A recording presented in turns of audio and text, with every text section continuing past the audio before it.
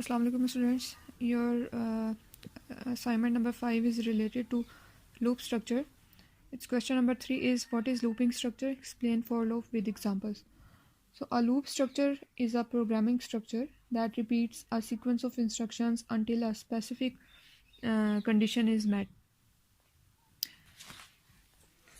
And a programmer might want to execute a loop by using these three types: a given number of times, until a given value exceeds another value, and until a particular character is entered. The first one is for loop. For loop is a looping structure statement. In for loop, this is a conditional statement, and conditional statement contains three parts. First one is initialization part, the next one is condition, and the third one is increment decrement operation. The initial value or initialization is performed only once. Condition is expression that is checked for a fixed value after each iteration. And the last one is increment decrement operation, in which you increment or decrement some value. When the for statement is executed, a variable is initialized first. Suppose the variable is k and it is initialized by value 1. The value of the loop variable is checked with the given test condition. This is the test condition. Suppose the condition is k is less than equals to 5. If the condition is true, control enters the body of the loop, otherwise it will exit the loop.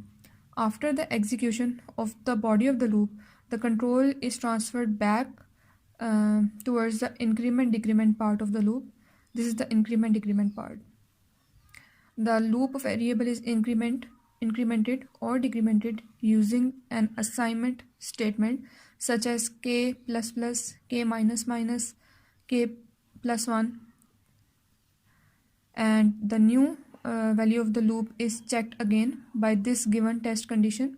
If the condition is satisfied, then the body of the loop is executed again, and if the condition becomes false, the control moves out of the body of the loop and this loop terminates.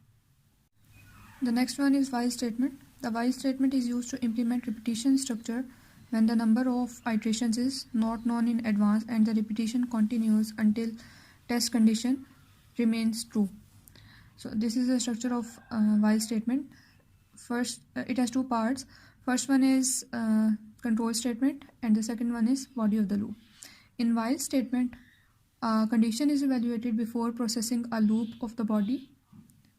If a condition is true, then and only then the body of a loop is executed. After the body of the loop is executed, then the control goes back at the beginning and the condition is checked if it is true.